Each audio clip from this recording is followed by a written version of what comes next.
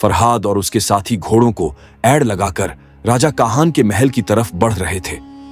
रात की घनी तारीकी में जंगल का रास्ता और भी डरावना लग रहा था, मगर उनके पास समय बर्बाद करने का कोई मौका नहीं था। उनके साथ थी शहजादी बानो की लाश और उन्हें पता था कि राजा विराट सिंह के सिपाही उनका पीछा कर रहे होंगे। चांद की हल्की रोशनी में फरहाद ने पीछे मुड़कर देखा। दूर पेड़ों के बीच झिलमिलाती हुई मशालें दिखाई दी। दुश्मन के घुड़सवार तेजी से उनका पीछा कर रहे थे। हमें रफ्तार बढ़ानी होगी, फरहाद ने अपने साथियों को आगाह किया, मगर जंगल के रास्ते आसान नहीं थे। अचानक सामने एक पुराना लकड़ी का पुल नजर आया। यह बहुत कमजोर दिख रहा था। अगर वे इससे गुजरते तो शायद बच जाते, लेकिन गिरने का भी खतरा था। यह इकलौता रास्ता है, फरहाद ने फैसला किया। वह सबसे आगे था। जैसे ही उसने अपने घोड़े को पुल पर चढ़ाया, लकड़ियां चरमराने लगीं। बाकी साथी भी पीछे पीछे तेजी से बढ़े, मगर जैसे ही आखिरी सवार पुल पर पहुंचा, दुश्मन के घुड़सवार करीब आ गए। वहीं रुक जाओ, दुश्मन के एक सिपाही ने गरज कर कहा। उसी वक्त पुल का एक हिस्सा टूट गया और 3 दुश्मन सवार नीचे गहरी खाई में गिर गए। बाकी दुश्मन पीछे हटने पर मजबूर हो गए। फरहाद और उसके साथी सफलतापूर्वक पुल पार कर गए और दुश्मन उनका पीछा न कर सका। रात बीत गई और सुबह होने से पहले वे महल के दरवाजे पर पहुंच गए। महल के पहरेदार उन्हें देखकर चौंक गए। बादशाह सलामत को खबर दो, फरहाद वापस आ गया है। एक सिपाही ने तेजी से अंदर जाकर ऐलान किया। महल में हलचल मच गई। बादशाह कहान, जो कई दिनों से बेचैन था, सिंहासन छोड़कर दरवाजे की ओर लपका। जैसे ही फरहाद अंदर दाखिल हुआ, बादशाह की नजर सीधी शहजादी बानो की लाश पर पड़ी। या अल्लाह, मेरी बानो, बादशाह ने कांपती आवाज में कहा और आगे बढ़कर अपनी बेटी की ठंडी देह को गले लगा लिया। मगर यह कहानी यहीं खत्म नहीं हुई थी। जब शहजादी की लाश को गुस्ल देने के लिए ले जाया गया तो एक हकीम ने झुककर देखा और चौंक उठा। बादशाह सलामत, यह लाश आम नहीं लग रही। क्या मतलब?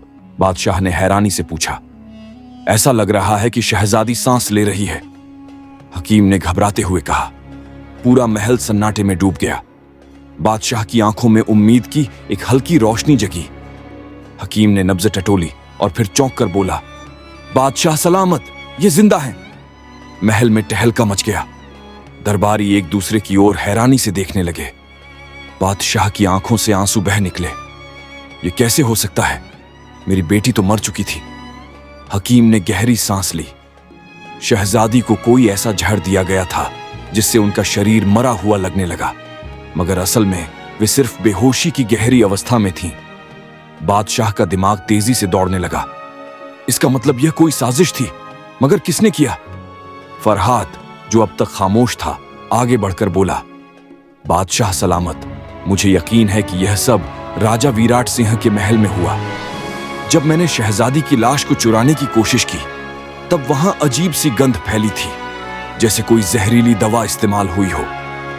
बादशाह ने गुस्से में मुट्ठी भींच ली। तो यह सब विराट सिंह का किया धरा था।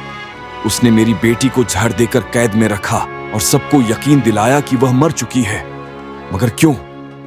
महल में कोई गद्दार है जो उसके लिए काम कर रहा है, वजीर खास ने कहा। अचानक शहजादी के होंठ हिले। कमरे में सन्नाटा छा गया।